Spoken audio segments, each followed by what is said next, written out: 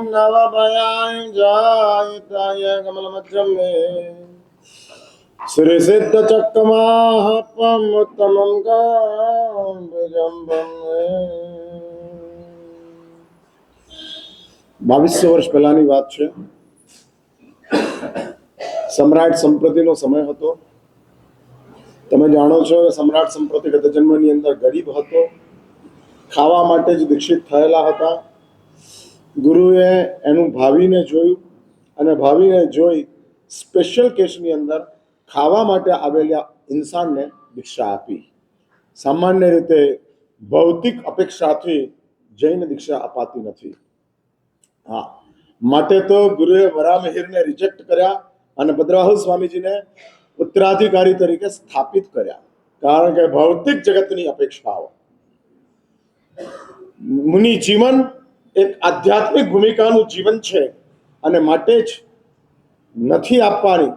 પણ સ્પેશિયલ કેસની અંદર આજ જીન શાસનની બહુ મોટી એક વ્યવસ્થા છે. કાયદાની રીતે કામ કરે છે, પણ એની સાથે એક્સેપ્શન જ્યાં જરૂરી છે ત્યાં એપ્લાય કરવું એટલું જ મહત્વનું છે.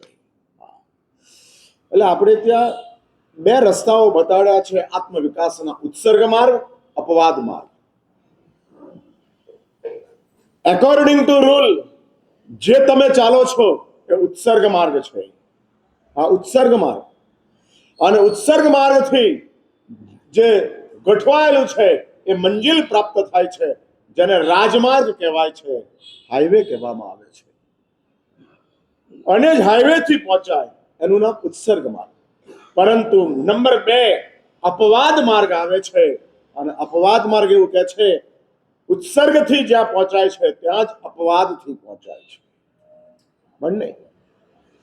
ઉત્સર્ગનો અર્થ જ છે up to the mark, according to rule. જે બતાડ્યું છે એ જ કરા, એનાથી આમ તેમ થાય જ નહીં. હા, આ જ રીતે તમારે વર્તવું પડે. અને એ જ બતાડ્યું છે. એઝ પર એક્ઝામ્પલ, ઉત્સર્ગ માર્ગ એ કહે છે કે આઈમ્બીલ એ જ છે કે જેમાં ભાત અને ચોખા જ હોય, એ સિવાય કશું જ ન હોય, એ જ આઈમ્બીલ છે. આ ઉત્સર્ગ માર્ગ. અને આ ઉત્સર્ગ માર્ગથી આરાધના થાય, આગળ વધતા જાય. એવા મહાત્માઓ છે આ સંસારની અંદર અત્યારના સમયની અંદર કે ભાત અને પાણીના આઈમ્બીલો કરતા જાય છે. હા, કરે છે. આપણે ત્યાં સોહમ દર્શન મહારાજ છે, એમણે 2300 આઈમ્બીલ ભાત અને પાણીથી કર્યા છે. હા, 2300, 2300 માત્ર ભાત અને પાણી. હવે એક ચારિત્ર રત્ન કરીને મહારાજ સાહેબ છે, ગુણરત્ન સૂર્ય મહારાજના શિષ્ય છે. નાના ચારિત્ર રત્ન છે.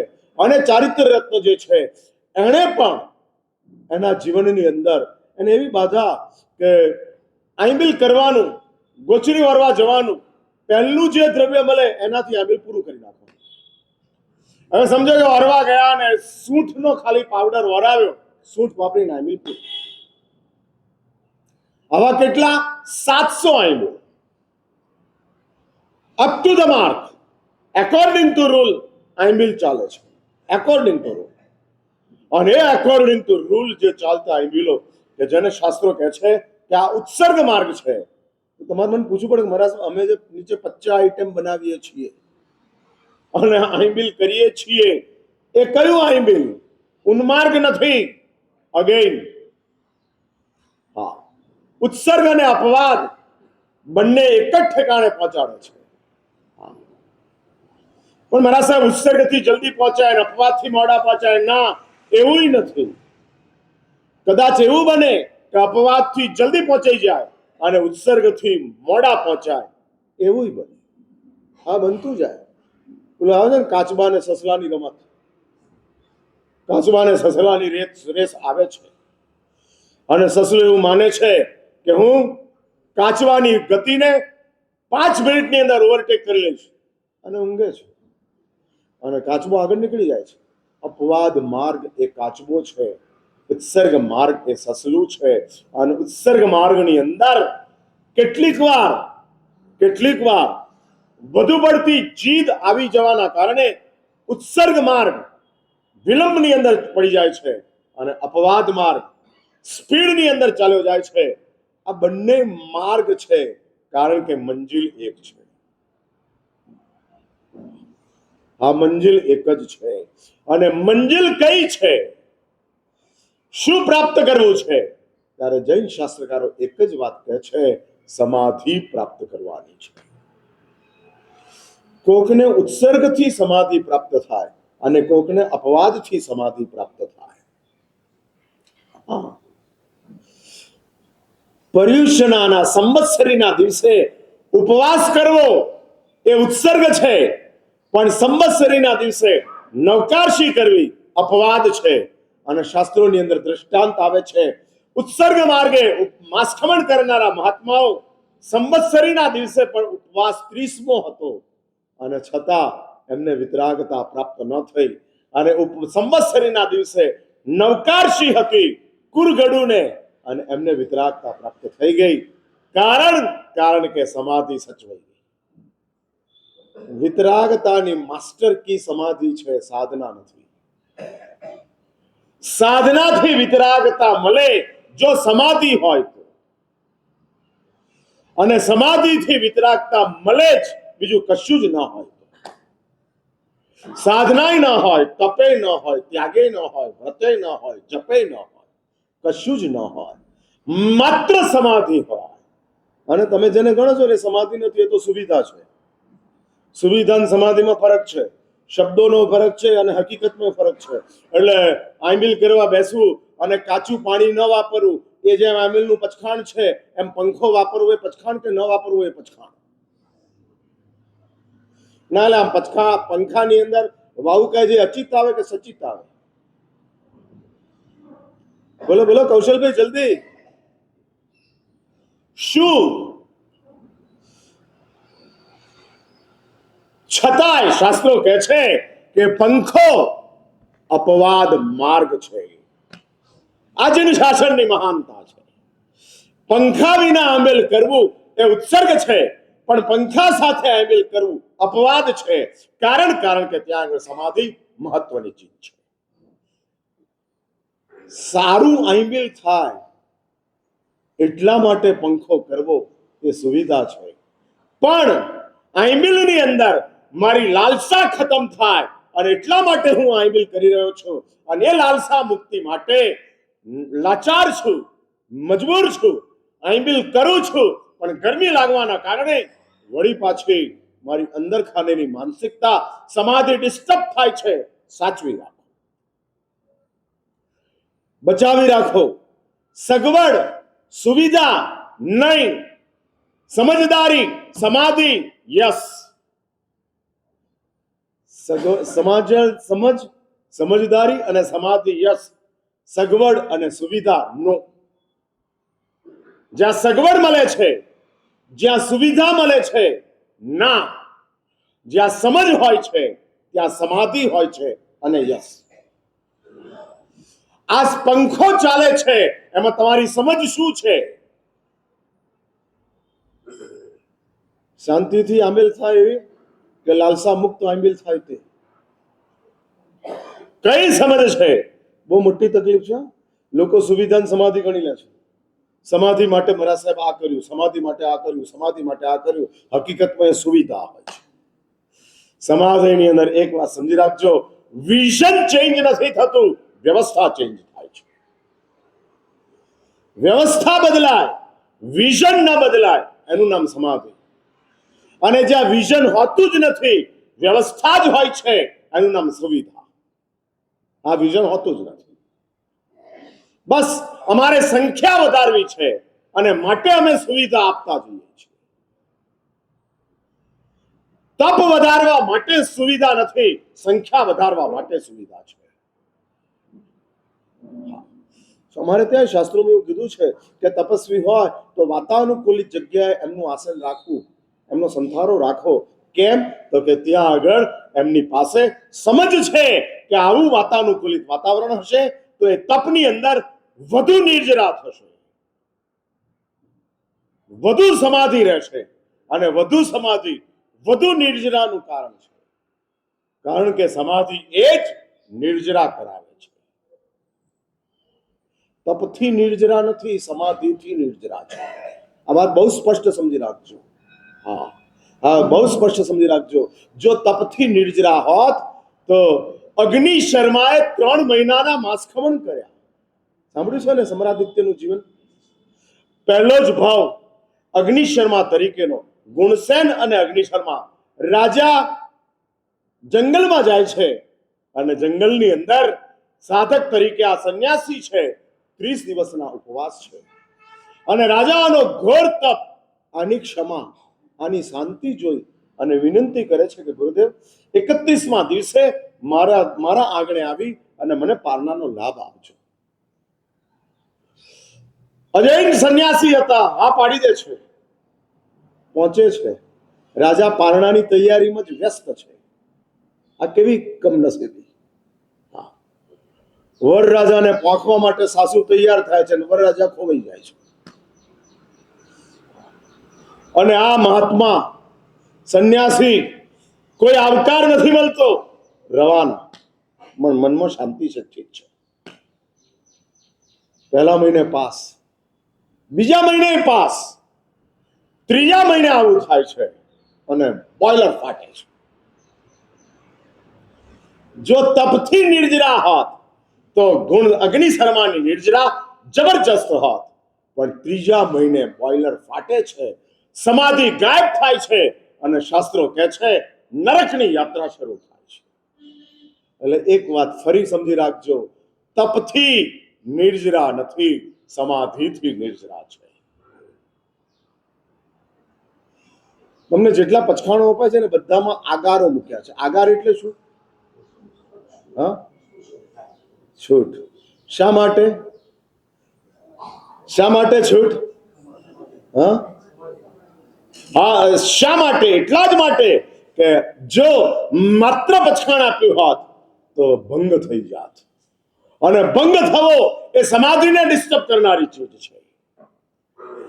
સાધક આત્મા પચખાણ ભાગે છે અને પોતાની સમાધિ ડિસ્ટર્બ થાય છે. મેં પ્રતિજ્ઞા ભાગી, હું ખરાબ છું, હું પ્રતિજ્ઞાનો ભંજક છું.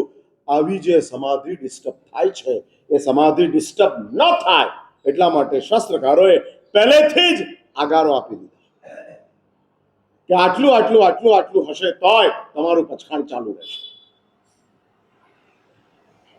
આ જૈન શાસનની મોટામાં મોટી કમાલ છે. બહુ મોટી આ જૈન શાસનનો રિસર્ચ છે. અને રિસર્ચને લઈ અને હું વાત એ કરું છું કે સમ્રાટ સંપ્રતિ ગરીબ હતો, ગુરુએ ખાવા માટે દીક્ષા આપી. હા, અને ખાવા માટે દીક્ષા આપ્યા પછી 24 જ કલાકની અંદર ટેબલ ટર્ન થાય છે, સમ્રાટ સંપ્રતિ બને છે અને સમ્રાટ સંપ્રતિ તરીકે ગુરુ પ્રાપ્ત થાય છે. અને સમ્રાટ સંપ્રતિ ગુરુને કહે છે, ગુરુદેવ, આ જૈન ધર્મ જે છે કે જે વિશ્વ હિતકર જૈન ધર્મ છે, સમગ્ર વિશ્વને જેણે પોતાનામાં સમાવ્યું છે. સાંભળી રાખજો, ધર્મ એટલે જ અન્યની સાથે જોડાવાનું કામ કરે તે ધર્મ, પોતાની સાથે જ રાખે તેનું નામ સંસાર. સંસાર અને ધર્મમાં આટલો જ ફરક છે. હું એ સંસાર છે, બીજા પણ હું છે એ ધર્મ છે. બીજા પણ મારા છે, બીજાને પણ મારે સાચવવાના છે. આનું નામ ધર્મ છે. ધર્મ બીજાનો જ વિચાર કરે છે અને સંસાર પોતાનો જ વિચાર કરે છે, માત્ર પોતાનો. અને જ ચાલે છે. માટે ધર્મની એક વર્તુળ તૈયાર થાય છે અને ધર્મના વર્તુળની અંદર ઇસ્લામ કહે છે કે માત્ર કુરાનને માને, ખુદાને માને એ જ પાક, બાકી બધા નાપાક. પાક એટલે પવિત્ર, નાપાક એટલે અપવિત્ર, કાફિર. માત્ર કુરાનને માનનારા પાક, બાકી બધા નાપાક. અને નાપાકને મારવો એ ગુનો નથી. આટલું ઇસ્લામનું આટલું જ સર્કલ છે. એનાથી આગળ જાય છે ક્રિશ્ચિયાનિટી, ઈસાઈ. એ કહે છે માનવ માત્ર આપણા છે. હા, એનું વર્તુળ મોટું થયું. કુરાનને બાઇબલને માને કે ન માને, જો માણસ હોય તો એને બચાવો, એને સાચવો. અને એ વાત કરે છે એટલે જ લવ યોર નેબર બાઇબલ કહે છે. આગળ વધીને કહે છે દુશ્મન હોય તોય લવ યોર એનિમી બાઇબલ કહે છે. કારણ માનવ માત્રને લે છે, પણ એ વર્તુળ નાનું છે. એનાથી આગળ આવે છે બૌદ્ધ ધર્મ, અને બૌદ્ધ દર્શન એમ કે છે પશુઓને પણ દયા, પ્રેમ નહીં દયા. માનવ માનવની વચ્ચે પ્રેમ હોય, માનવ પશુની વચ્ચે દયા હોય. આપણાથી હીન જે છે એને માટે દયા, આપણા જેવા જે છે એને માટે પ્રેમ. સમાનતામાં પ્રેમ છે, હીનમાં દયા છે. તમે તમારા સિવાય આને કોઈ બચાવી શકે તેમ નથી, માટે દયા કરો. તમારા વિના પણ આ બચી જાય છે, માટે પ્રેમ કરો.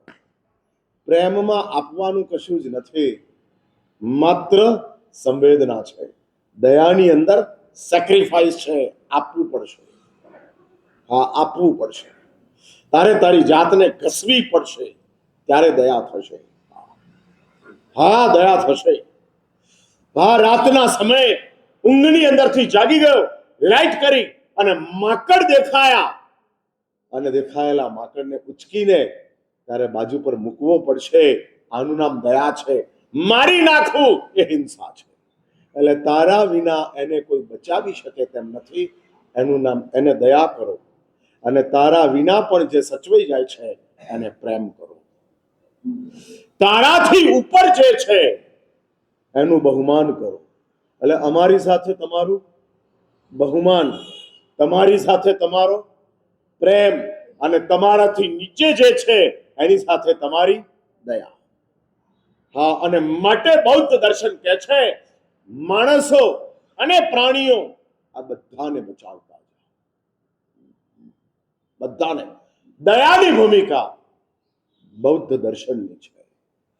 ઓર આગળ વધો, હું આની બહુ લાંબી ચર્ચા કરતો નથી, પણ ઓર આગળ વધો. બીજું એક સર્કલ, ઓર મોટું સર્કલ આવે છે બૌદ્ધ દર્શન કરતા વૈદિક પરંપરા.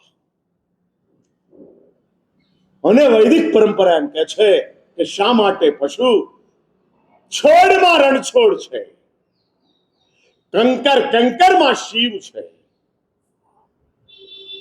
હા, શંકર છે. એટલે છોડમાં રણછોડ, વનસ્પતિને પણ બચાવતા. આ વૈદિક પરંપરા છે. અને એનાથી આગળ આવે છે જૈન ધર્મ, કે જેનું એવું એક વિશાળ મંડળ છે, એવું એક વિશાળ વર્તુળ છે કે જગતનો કોઈ પણ જીવ હોય, ઉપકારી હોય કે અનુપકારી હોય, ઉપયોગી હોય કે બિન ઉપયોગી હોય, કામનો હોય કે નકામો હોય, બધાને બધાને બચાવતા. આનું નામ અહિંસા છે. વિશ્વના તમામ જીવો જેમાં સમાય એનું નામ અહિંસા છે. તમામ જીવો. અને આવું એક વૈશ્વિક જૈન ધર્મ. સમ્રાટ સંપ્રતિ ગુરુને કહે છે ગુરુદેવ, આ જૈન ધર્મનો વિશ્વની અંદર પ્રચાર પ્રસાર શી રીતે થાય? આચાર્ય પદ મેં ગઈકાલે કીધેલું, પ્રેઝન્ટિંગ માર્કેટિંગ છે. હા, એટલે તીર્થંકર દેવો સર્જક છે, જેણે સર્જન કર્યું છે. હા, પણ આચાર્ય ભગવંતો પ્રચારક છે. સર્જક તીર્થંકર છે, આચાર્ય પ્રચારક છે.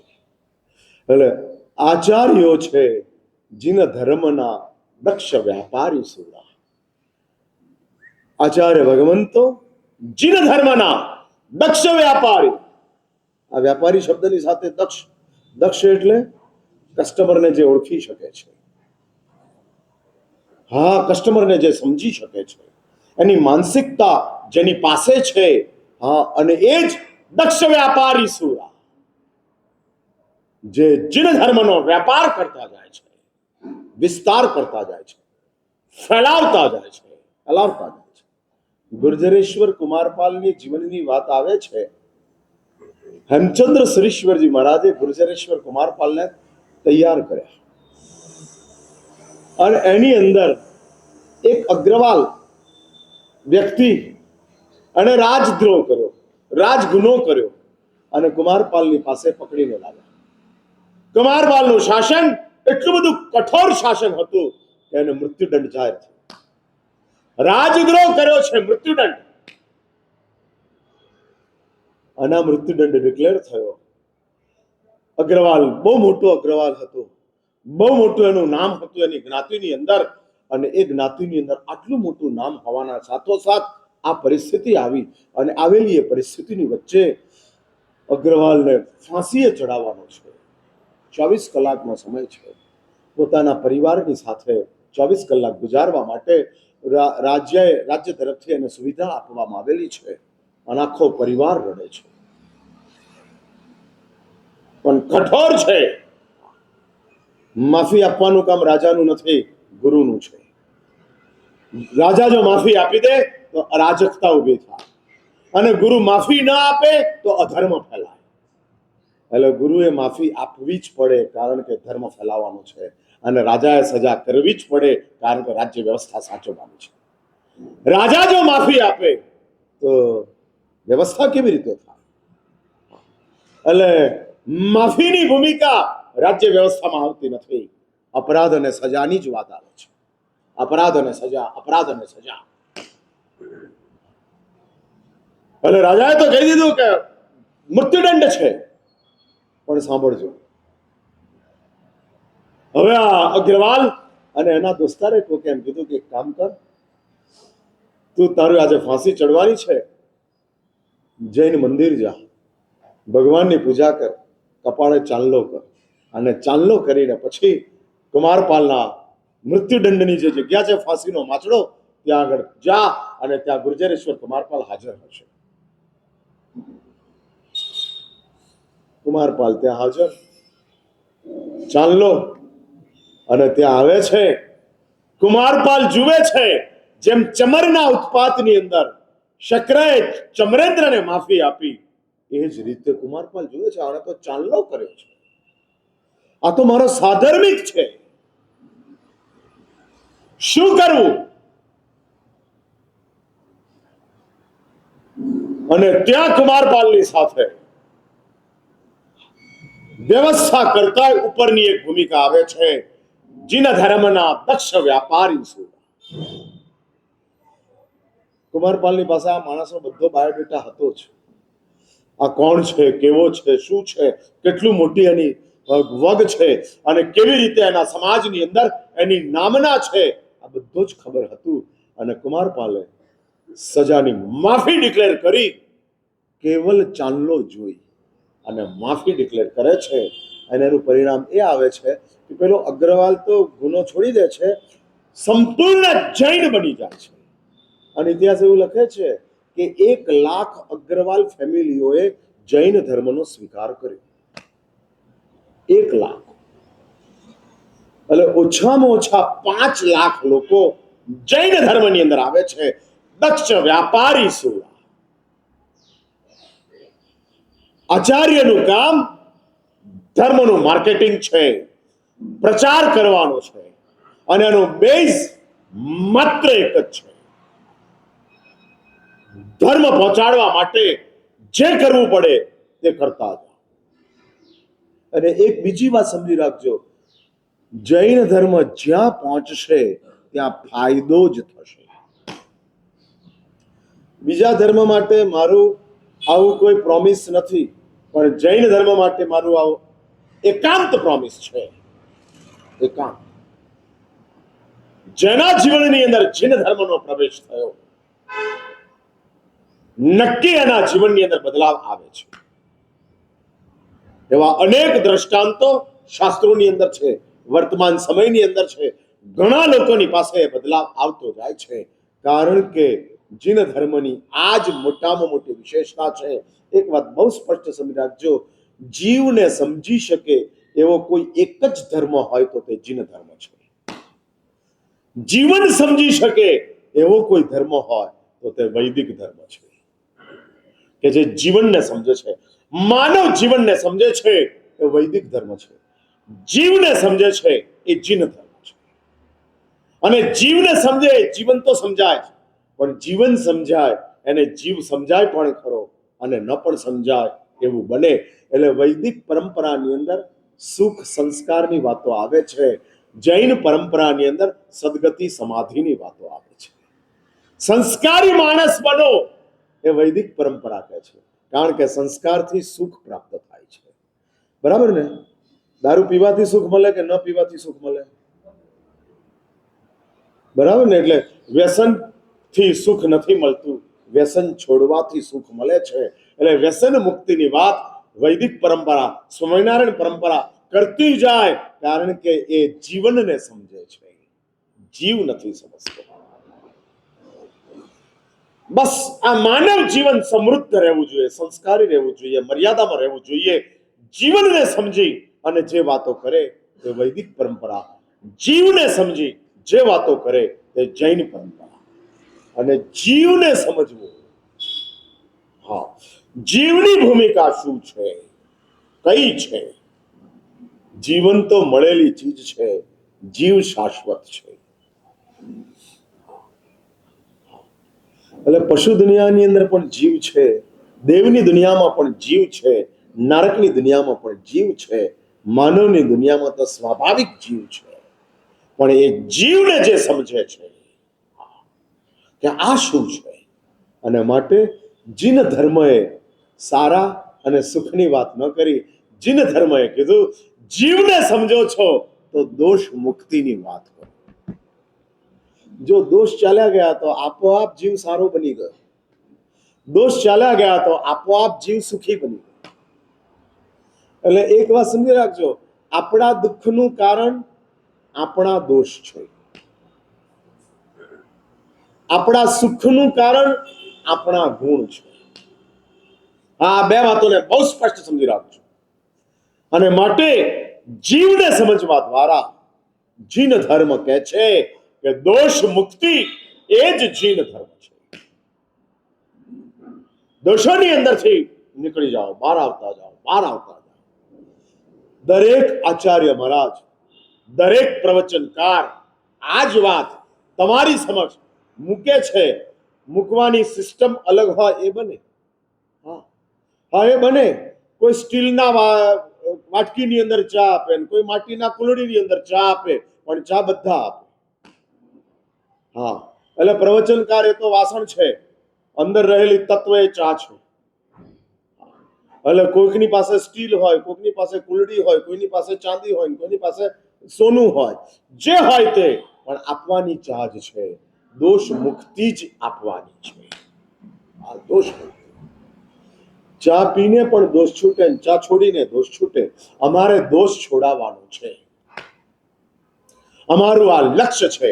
અને માટે જ નવપદ ભગવાનનું ત્રીજું પદ અને ત્રીજા પદની ઉપર બેઠેલા આચાર્ય ભગવંત કે જે લોકોને જવાબદારી સોંપાઈ છે માર્કેટિંગની અંદર ઉતરો,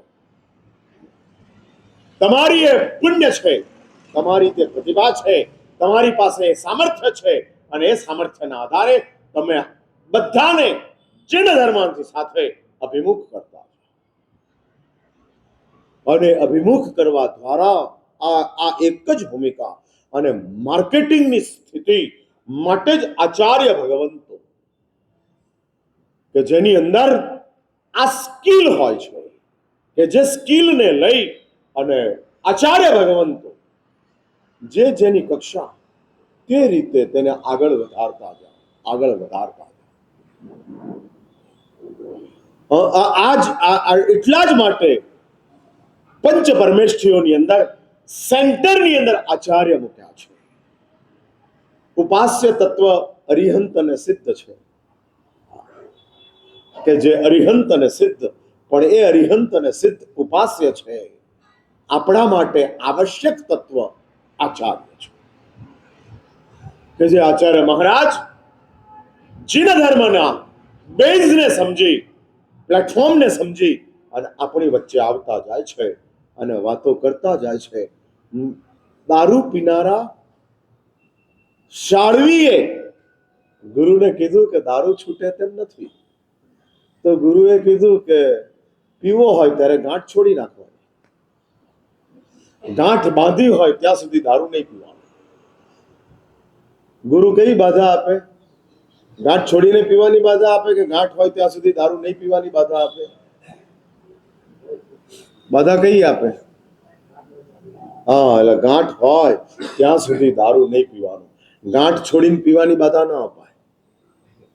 અમારે ત્યાં સાવધ્યના ત્યાગની બાધા હોય, નિર્વધ્યના સ્વીકારની બાધા હોય. એટલે પચખાણ ઉપવાસનું હોય અને પ્રતિજ્ઞા રાત્રિભોજનના ત્યાગની હોય. નિર્વધ્યનો સ્વીકાર એ પચખાણ છે અને સાવધ્ય રાત્રિભોજન એનો ત્યાગ એ પ્રતિજ્ઞા છે. પ્રતિજ્ઞા નિર્વધ આ સાવધ્યના ત્યાગની, આ સાવધ્યના ત્યાગની. એટલે કોઈ મને એમ કહે કે મહારાજ સાહેબ મારે 12 સિનેમા જોવાની બાધા લેવી છે, તો અપાય? નથી અપાતી. 12 સિનેમા જોવાની બાધા આપું તો કમ્પલસરી 12 જોવા જ પડે. હા, કમ્પલસરી જોવાની બાધા છે એટલે કમ્પલસરી જોવા પડે. એટલે અમારે ત્યાં જીન શાસન એવું કહે છે, એનું સિસ્ટમ બદલો, આનું સ્ટ્રક્ચર બદલો, અને સ્ટ્રક્ચર બદલીને અમે એમ કહીએ કે 12 થી વધારે ન જોવા. 12 થી વધારે નથી જોવાના. મીન્સ 6 જોવે તોય ચાલે, ન જોવે તોય ચાલે, વધુમાં વધુ 12 થી વધારે નથી જોવા. એમ આ શાળવી 24 કલાક નશાની અંદર રહેતો હતો અને નશાના રહેનારા એ શાળવીને ગુરુ પ્રાપ્ત થાય છે. ગુરુ એને સમજાવે છે ત્યાગ મહત્વનો નથી, બાધા મહત્વની છે. આ એ ભૂલશો નહીં. તમારો ત્યાગ બહુ નાનો છે, ઇટ્સ ઓકે, પણ તમારી બાધા એ તમારી વફાદારી છે, એ બહુ મહત્વની ચીજ છે. એટલે ઘણી નાની બાધા હોવા છતાં ઘણા મોટા પરિણામ મળી જાય. એવું જૈન ધર્મની અંદર ઘણી બધી ઘટનાઓમાં દેખાતું જાય છે. હા, ઘણી બધી ઘટનાઓ, નાનકડી બાધા અને બહુ મોટું પરિણામ, બહુ મોટું પરિણામ. કારણ કે છોડ્યું છે બહુ નાનું, એની સામે આટલું મોટું. છોડ્યું ભલે નાનું છે પણ પ્રામાણિકતાની સાથે ગોઠવાયો છે, માટે બહુ મોટું કામ છે. વફાદારી જે એણે પોતાના જીવનની અંદર આત્મસાત કરેલી છે. બાધાનો અર્થ જ છે તમે વફાદાર છો, જેની અંદર તમે ક્યાંય કોમ્પ્રોમાઇઝ કરવા માટે તૈયાર નથી. આના બાધા છે. બાછોડ ચાલતી જાય, સમાધાન થતા જાય, હા, અને બાધા ચાલતી જાય, એને શાસ્ત્રો બાધા નથી કહેતા. હા, નથી કહેતા, વધારતા જાય છે. હા, મુંબઈની અંદર એક છોકરાએ બાધા લીધી કે બહારનું નહીં ખાવાનું, અને ચોપાટી ઉપર ગયો અને ભેળપુરી ખાતો હતો, અને પૂરી હાથમાં લીધી, પૂરી બહારની હતી તોડી નાખીને અંદરનું ખાવા માંડ્યો. એને બાધા હતી કે બહારનું નહીં ખાવાનું, એટલે પૂરી તોડી નાખીને માવો ખાવા માંડ્યો. આ બાધાની સાથે આપણી મોટામાં મોટી અપ્રામાણિકતા ચાલે છે. અપ્રામાણિકતા. શાસ્ત્રો બાધાની અંદર પણ છૂટ આપે છે. આ છૂટ આપે છે. એવી પરિસ્થિતિનું સર્જન થાય ત્યારે છૂટ મળતી જાય છે. આ જ જૈન ધર્મની બહુ મોટી તાકાત છે. એટલે જ અહિંસા એ જૈન ધર્મનો દેખાવ છે, અનેકાંત એ જૈન ધર્મનો સ્વભાવ છે. અહિંસા એ દેખાવ અને અનેકાંત તે સ્વભાવ. અને આચાર્ય ભગવંતો, હા, આચાર્ય ભગવંતો આ ભૂમિકાની અંદર આગળ વધતા જાય છે. જો આપણે ત્યાં ધર્મના પ્રચાર અને પ્રસાર માટેના માધ્યમોની અંદર સમયે સમયે ચેન્જ આવતા ગયા છે. ભગવાન માત્ર દેશના જ આપતા હતા અને ધર્મનો પ્રચાર થતો હતો, કારણ કે પરમાત્માનું પુણ્ય જ એવું વિશિષ્ટ હતું કે કામ થતું જાય. પણ પછી સ્થવિરો આચાર્ય ભગવંતો એવા કોઈ વિશિષ્ટ પુણ્યની સાથે નહોતા, અને માટે તીર્થંકરના પુણ્યની સામે આચાર્યનું પુણ્ય શાસ્ત્રો કહે છે કે સાગરમાં બિંદુ જેટલું હોય. પણ એ આચાર્ય પણ તીર્થંકરની જેમ પ્રચાર અને પ્રસારના માધ્યમોની અંદર જોડાતા હતા. સમય એ આવ્યો કે હવે પ્રચાર અને પ્રસાર માત્ર દેશનાથી થઈ શકે તેવો નથી, અને માટે મંત્ર યુગની શરૂઆત, આરાધનાઓ શરૂ થઈ, ઉપાસનાઓ શરૂ થઈ, અને એ જૈન ધર્મની અંદર ગોઠવાતું ગયું. 14 પૂર્વની અંદર વિદ્યા પ્રવાદ નામનું એક પૂર્વ આવે છે કે જેની અંદર મંત્રો જ મૂકેલા છે. સાધનાથી સિદ્ધ થાય એવા મંત્રો હોય, બોલવાથી સિદ્ધ થાય એવા મંત્રો. માત્ર તમે બોલો અને સિદ્ધ થઈ જાય, બીજી કોઈ સાધનાની જરૂર નહીં. ઇન્સ્ટન્ટ કામ કરવાનું. અને આ અનેક મંત્રો વિદ્યા પ્રવાદની અંદર ખુદ પરમાત્માએ દ્વાદશાંગીની અંદર ગણધર ભગવંતોએ પ્રસ્થાપિત કર્યા. કારણ કે જૈન ધર્મનો પ્રચાર આવશ્યક છે. હા, જરૂરિયાત છે. આરાધના જેટલી મહત્વની છે, કદાચ એનાથી વધારે મહત્વની પ્રભાવના છે. હા, પ્રભાવના તમારા તરફથી જૈન ધર્મની પ્રભાવના થતી પહોંચતો જાય.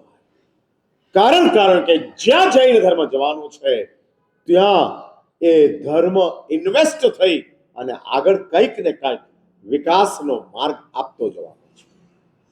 અને માટે જ આચાર્ય ભગવંતો મંત્રમાં પ્રવેશ કરે છે.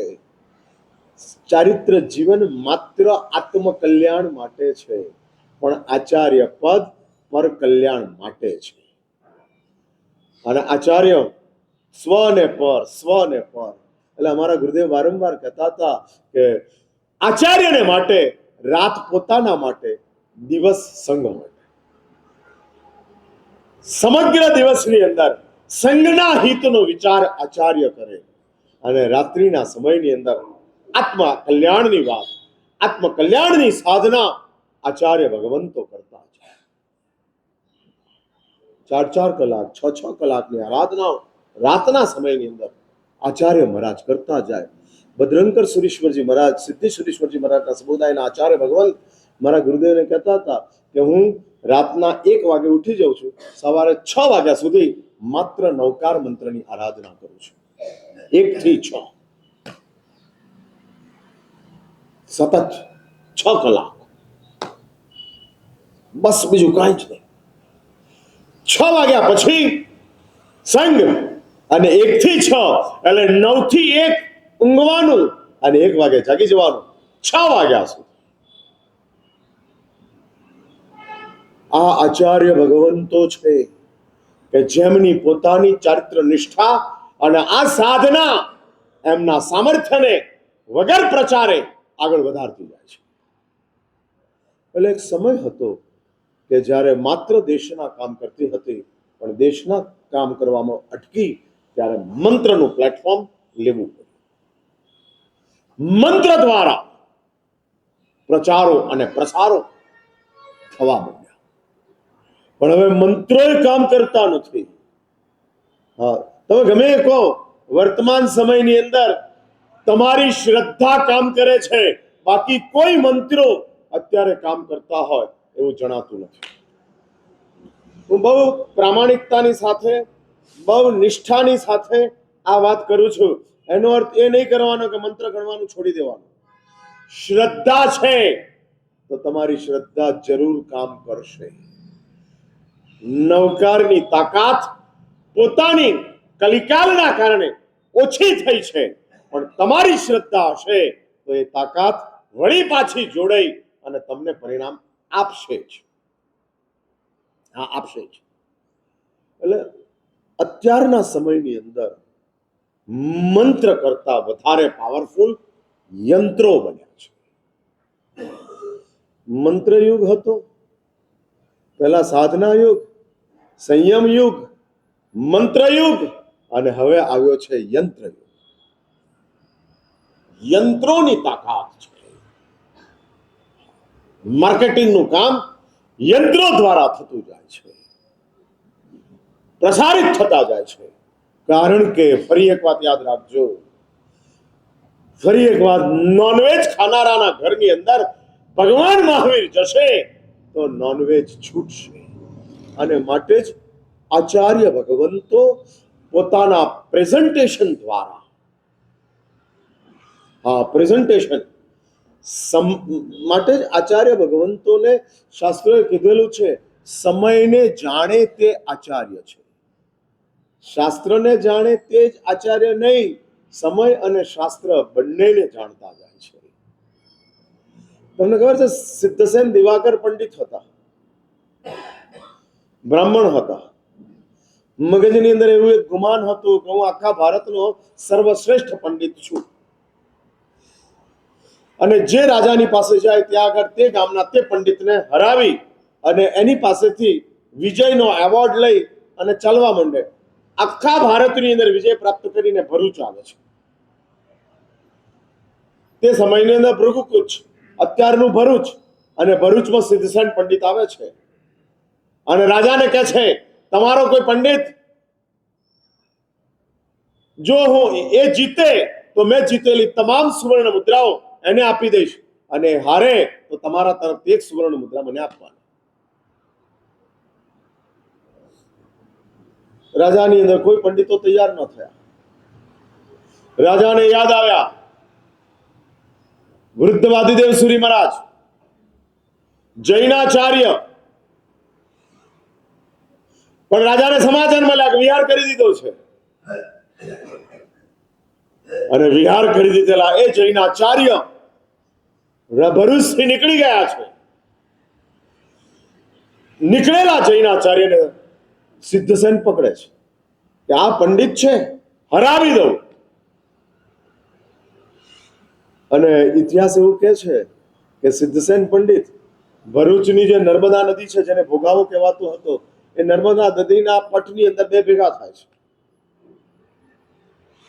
આ બંને મળ્યા. કેવી કેવી ઘટનાઓ જૈન શાસ્ત્રોની અંદર આચાર્ય ભગવંતોએ માટે જ પ્રભુ સર્જક છે, ગુરુ પરંપરા છે. સર્જનને આપણા સુધી પહોંચાડવાનું કામ સદગુરુએ કર્યું છે. એટલે શાસ્ત્ર એવું કહે છે કે પ્રભુનો વિશાળ ઉપકાર છે, ગુરુનો મહત્વનો ઉપકાર છે. પહેલો ઉપકાર પ્રભુનો, પણ મુખ્ય ઉપકાર ગુરુનો. જો ગુરુ જ ના હોત, એટલે દેવ, ગુરુ અને ધર્મ, નવપદની અંદર 2 પદ દેવના છે, 3 પદ ગુરુના છે, અને 4 પદ ધર્મના છે. એટલે દેવ 2 જ, માત્ર 2, ગુરુ 3 છે, અને ધર્મ 4 છે. હા, 4 છે, પણ 4 ધર્મ અને 2 દેવ, એની વચ્ચે ગુરુ ગોઠવાયા છે. એટલે આજે ગુરુપદનું છેલ્લું પદ છે મુનિ જીવન. આપણે આચાર્યમાં ચાલીએ છીએ, અને એ આચાર્ય એ પણ મુનિ તો છે જ, આચાર્ય ઉપાધ્યાય તો છે જ, અને આચાર્યની એક સ્પેશિયલ રિસ્પોન્સિબિલિટી આવે છે કે જે આવેલી રિસ્પોન્સિબિલિટીને લઈ અને આચાર્યની પાસે આ એક જવાબદારી ગોઠવાયેલી છે, જીન શાસનની પ્રભાવના થવી જ જોઈએ. આરાધના ઓછી વધતી થાય તો આચાર્ય માટે ચાલશે, પણ પ્રભાવના ઓછી તો ન જ કરે. કરતા જાઓ, વધારતા જાઓ, વ્યાપક બનાવતા જાઓ. અને આપણા સૌનું આ મિશન છે, આપણા સૌ. અને એ મિશનને આપણે જો આપણા જીવનની અંદર જીવંત કરતા જઈએ, નોન જૈન દોસ્તારો સર્કલ તમને પ્રાપ્ત થાય અને તમે જીન ધર્મની વાતો બતાડતા જાઓ. કહેતા જાઓ, તો એ જીન ધર્મ દ્વારા તમે અનેકને જૈન ધર્મ સુધી પહોંચાડી શકો તેમ છો. હા, પહોંચાડી શકો તેમ છો. એ જ આપણી ભૂમિકા છે, એ જ આપણી મહત્તા છે. અને આ સિદ્ધ સેન પહોંચે છે વૃદ્ધ વાદીદેવ સૂર્યની પાસે. હવે ગરડા છે એટલે વૃદ્ધ વાદીદેવ સૂર્ય નામ આપ્યું છે. અને સિદ્ધ સેન પકડે છે, મહારાજ ઉભા રહો, આપણે વાત કરવો છે. એટલે સિદ્ધસેન મહારાજ કહે છે કે વૃદ્ધ વાદીદેવ શ્રી મહારાજ કે અહીંયા આગળ વાત ક્યાં કરશું, કોણ ન્યાય કરશે, કોણ હાર્યું કોણ જીતું. આપણે રાજાની સભામાં જઈએ અને ત્યાં પંડિતો હશે, તું જીત્યો કે હું જીત્યો એ નક્કી કરવા માટે પંચ તો જોઈએ ને, એ તો કોણ નક્કી કરે. પણ આને ઉતાવળ આવી ગઈ, હમણાં ને હમણાં, અત્યારે ને અત્યારે. હવા કેટલાક હોય છે, હા, તરત જ. પણ એટલે અહીંયા નદીના પટની અંદર ભરવાડો ફરતા હતા, એમાંથી 5 ભરવાડો લઈ આવ્યા સિદ્ધસેન પંડિત અને આને પંચ તરીકે મૂક્યું. આ લોકો કહે કે જીત્યો તે જીત્યો, અને આ લોકો કે હાર્યો તે હાર્યો. વાદીદેવ શ્રી મહારાજ કહે વિચારી લે.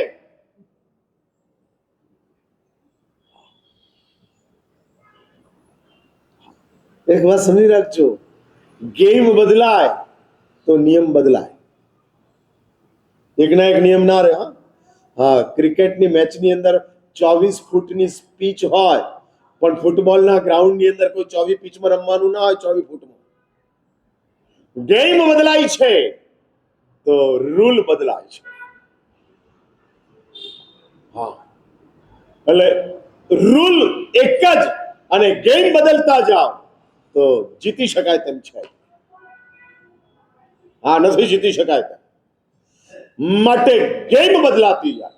માટે શાસ્ત્રોએ કીધું છે કે સ્વસ્થાન દેશના પરસ્થાન દેશના. હા, દેશનાના પણ અનેક પ્રકારો બતાડ્યા છે. કઈ દેશના ક્યાં આગળ આપવી એ પ્રવચન કરનારને ખ્યાલ હોવો જ જોઈએ.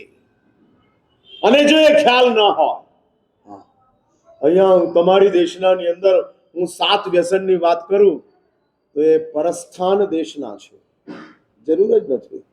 અહીંયા કોણ દારૂ પીનારો આવે છે? અહીંયા કોણ ચોરી કરનારો આવે છે? અહીંયા કોણ જુગાર રમનારો આવે છે? ન થાય. હા, ન થાય. ત્યાં શાસ્ત્રો કહે છે કે આ પરસ્થાન દેશના થઈ જાય. હા, એટલે વ્યાખ્યાન આપવું કોઈ આસાન કામ નથી. હા, એટલે અને તમને પાછા સંભળાવવાના. આખી એક પ્રિન્સિપલોની ટીમ ઊભી થઈ છે અને એમાં વિદ્યાર્થી રમે છે. બધા બધા અને એ બધા જ જેની વચ્ચે અમારે બોલવાનું છે. એટલે ઘણા એમ કે જે અમદાવાદમાં સફળ થાય ને એ આખા ભારતમાં સફળ થાય. હા, એટલે સાધુઓ છે ને વ્યાખ્યાન કરવા અમદાવાદમાં જે આવે છે ને, વ્યાખ્યાન કરવા નથી આપતા, પરીક્ષા કરવા આપવા આવે છે. હા, અહીંયા પરીક્ષા આપવાની અને રિઝલ્ટ બીજે દેખાડવા. હા, એટલે અહીંયા આગળ, એટલે અમને અહીંયા આગળ શ્રોતાઓ નથી મળતા. અમને અહીંયા કોણ મળે છે? બધા. હા, અહીંયા શ્રોતાઓ નહીં, અહીંયા પરીક્ષકો જ મળતા છે. મહારાજ તમે બરાબર બોલ્યા કે ન બોલ્યા, ચાલ્યું કે ન ચાલ્યું, અને એ જ નક્કી થતું જાય. અને એની વચ્ચે અમારે બોલતા જવાનું. એટલે જ સ્વસ્થાન દેશના પરસ્થાન દેશના નથી. માટે જ આ સમજવા માટે જ શાસ્ત્રોએ કીધું છે કે જ્યાં સુધી તારી પાસે આ બધી વસ્તુઓની જાણકારી ન હોય ત્યાં સુધી પાઠ ઉપર બેસી શકાય તેવું નથી. ભગવાન સુધર્મા સ્વામીનું આ સિંહાસન છે, અને સિંહાસન ઉપર બેસી અને તું એકલી નિંદા જ કરતો જાય, ટીકાઓ જ કરતો જાય. હોય એવા વક્તાઓ કે જે આમ તૂટી પડે. અમને તમારા ગુરુદેવે બહુ સ્પષ્ટ શીખવાડ્યું છે, પ્રવચન કરનારા અમને બધાને ઘણીવાર ગુરુદેવ બેસાડે અને પછી સમજાવે કે શું કરાય ને શું ન કરાય, અને પછી પોતાના અનુભવો પણ કે જો શરૂઆતમાં હું આ કરતો હતો અને એની અંદર મને આવી નિષ્ફળતા પ્રાપ્ત થઈ, માટે કરતા નહીં. માટે શાસ્ત્રો કહે છે કે જ્ઞાન કરતા અનુભવ ચડિયાતો છે. હા, જ્ઞાની બનવા માટે ટ્રાય એન્ડ એરર, અનુભવની જ્ઞાન મેળવી લેવામાં એરર છે જ નહીં, ટ્રાય જ છે. હા, અમલ કરતા જાઓ. મારા ગુરુદેવ અમને એવું કહેતા હતા, એકવાર રાજકોટની અંદર ગુરુદેવ હતા અને મંગળવારના દિવસે પ્રશ્નોત્તરી ચાલે અને રાજકોટના પ્રવચનોની અંદર જૈનો કરતા અજૈનો ગુરુદેવના પ્રવચનમાં વધારે આવે. એટલે 1000 જૈનો હોય તો 3000 નોન જૈનો, અને દર મંગળવારની પ્રશ્નોત્તરી. એમાં કોક બ્રાહ્મણે જૈન ધર્મને જાણી બુજીને બદનામ કરવા માટે સવાલ કર્યો. પ્રશ્નોત્તરીમાં સવાલ આવ્યો, જૈનો એવું માને છે કે શ્રી કૃષ્ણ નરકમાં ગયા, આપ શું માનો છો? આ સવાલ. હા, નીચે લખનારનું કોઈનું નામ નહીં, અને આ સવાલ આવ્યો. ગુરુદેવ વિચારે તો સેન્સર કરી શકતા હતા, પણ ના, આ જ સવાલની ઉપર વાત કરવી છે. હા, આ મળ્યું છે અને આ જ બાઉન્સરને સિક્સર મારવી છે. અને ગુરુદેવ ઉતર્યા. અમને આ ગુરુદેવ સમજાવતા હતા. અમારી તો તે વખતે દીક્ષા જ નહોતી થઈ, કશું નહોતું, પણ અમે જયારે આમ પ્રવચનની શરૂઆત કરતા હતા ત્યારે ગુરુદેવ સમજાવતા હતા કેવી દેશના હોય અને કેવી રીતે બોલાય. જૂઠું બોલાય નહીં અને સાચું કહેવાય નહીં, અને છતાં સાચું હોય છે, જેનો વિરોધ ન કરી શકાય. ફરી આ સવાલ બોલું છું, જૈનો એવું માને છે કે શ્રી કૃષ્ણ નરકમાં ગયા, ભગવાન શ્રી કૃષ્ણ નરકમાં ગયા, આપ શું માનો છો? અને મંગળવારનો સવાલ આવ્યો, અને જેણે સવાલ કર્યો તો એ બીજા બધા અજૈનો મોટી સંખ્યાની અંદર પ્રવચનની અંદર. આના પહેલા જ આજ રાજકોટની અંદર એક સંપ્રદાયના, જૈનોના 4 સંપ્રદાયમાં એક સંપ્રદાયના આચાર્ય ત્યાં હતા, અને એણે આ જ બાબતની અંદર થોડુંક સ્ટેટમેન્ટ ઉલટું કર્યું. ચાલુ ચોમાસે એમને વિહાર કરવો પડ્યો હતો રાજકોટની અંદર.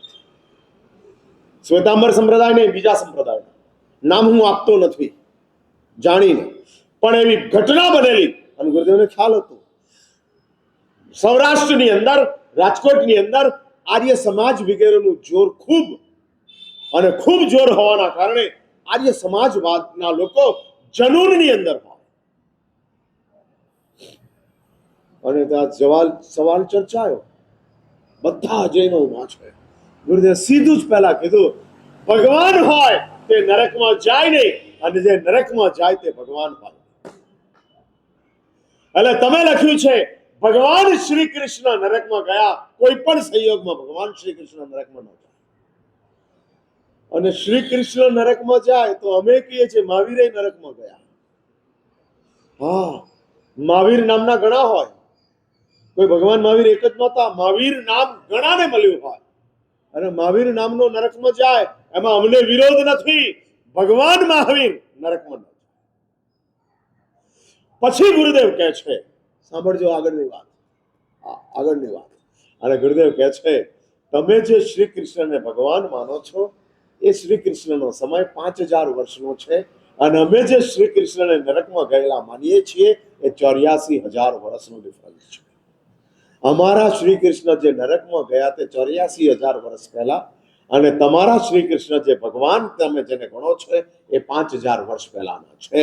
એટલે અમારા તમારા શ્રી કૃષ્ણ બે અલગ જ છે. અમે અમારા શ્રી કૃષ્ણને નરકમાં ગયેલા માનીએ, તમારાની ક્યાં વાત કરીએ છીએ?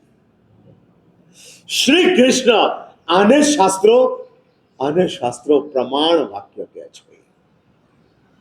હા, પ્રમાણ વાક્ય. છેલ્લે 3 ભૂમિકા મૂકી અને વાત પૂરી કરું છું. દેશના કેવી હોય, હું આ વાતો એટલા માટે કરું છું કે તમે સમજી શકો છો, અને માટે આ વાત મૂકતો જાઉં છું. એક પ્રમાણ દેશના, એક સત્ય દેશના, અને એકાંત દેશના, આ 3 ભૂમિકા આવે છે. પ્રમાણ દેશનાની અંદર એઝ ફોર એક્ઝામ્પલ રાત્રે ખાવાથી નરક મળે, આ પ્રમાણ દેશના કે જેની અંદર સ્ટેટમેન્ટ હોય, જેમાં માત્ર નિરૂપણ હોય, બધી જ બાબતો ખુલ્લી હોય. આ એક પ્રમાણ વાક્ય છે અને પ્રભુ પ્રમાણ વાક્ય કહે છે. નય ગર્ભિત પ્રમાણ વાક્ય પરમાત્માની દેશના છે. પછી સત્ય દેશના આવે છે, સત્ય વચન. રાત્રે ખાઈશ, નરકમાં જઈશ. હા, અમે માર્કેટિંગ માટે નીકળ્યા છીએ. એટલે અમારે આ માર્કેટિંગની અંદર એગ્રેસિવ માર્કેટિંગ જેને કહેવાય, એગ્રેસિવ. આ માર્કેટિંગની અંદર આવે છે એગ્રેસિવ, એગ્રેશન સાથે માર્કેટિંગ ચાલતું જાય. બધા જ પ્લેટફોર્મોની પર એક જ માર્કેટિંગ ચાલતું જાય, એક જ માર્કેટિંગ, અને એગ્રેસિવ માર્કેટિંગ કહેવાય. અને એગ્રેસિવ માર્કેટિંગની અંદર પ્રધાનતા મૂકવા માટે સત્યને વધુ આગ્રહ સાથે પ્રસ્થાપિત કરાય. નરકમાં જો રાતે ખાશો તો નરકમાં જશો. આનું નામ સત્ય દેશના. અને છેલ્લે આવે છે એકાંત દેશના. રાત્રિ ભોજનથી નરક જ મળે, શાસ્ત્રો ના પાડે છે. નરક જ મળે રાત્રે ખાવાથી, જ નહીં.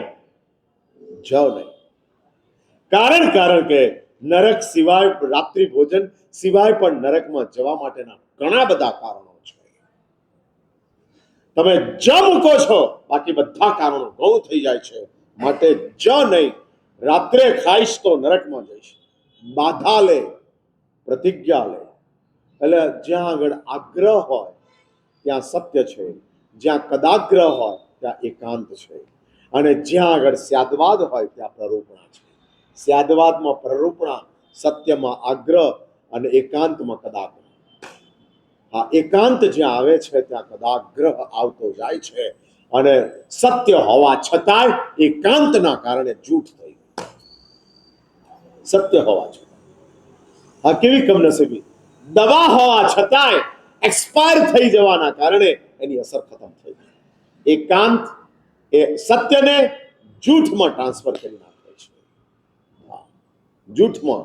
અને એ જ એકાંત જૂઠને સત્યમાં ફેરવી નાખે છે.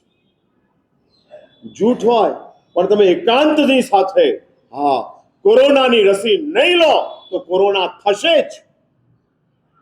જૂઠ છે પણ જકાર મૂકી અને જૂઠને તમે સાચું કરી નાખ્યું. અને એ જ સત્યમાં આવે છે ત્યારે સત્ય એકાંતના કારણે જૂઠો થઈ જાય છે. માટે સત્યનો આગ્રહ હોય, સત્યની પ્રરૂપણા હોય, પણ સત્યનો કદાગ્રહ ન હોય. અને એ કદાગ્રહ સાથેનું સત્ય જ્યારે આવતું જાય છે ત્યારે પક્ષો બનતા જાય છે, કચ્છો બનતા જાય છે, તિથિઓ બનતી જાય છે, અને એની અંદર વિખવાદો શરૂ થતા જાય છે. કારણ કે સત્યને કદાગ્રહથી તમે વધુ જડ બનાવી. માટે જ આચાર્ય ભગવંત એ પ્રેઝન્ટિંગ છે, માર્કેટિંગ છે, કે જેના દ્વારા જગતની અંદર જૈન ધર્મને ફેલાવવા માટેનો પ્રચાર કરતા જાય છે. એ આચાર્ય ભગવંતો દ્વારા પરમાત્માનો ધર્મ જગતની અંદર ફેલાય, તે જ આચાર્ય ભગવંતોનું એક મિશન છે.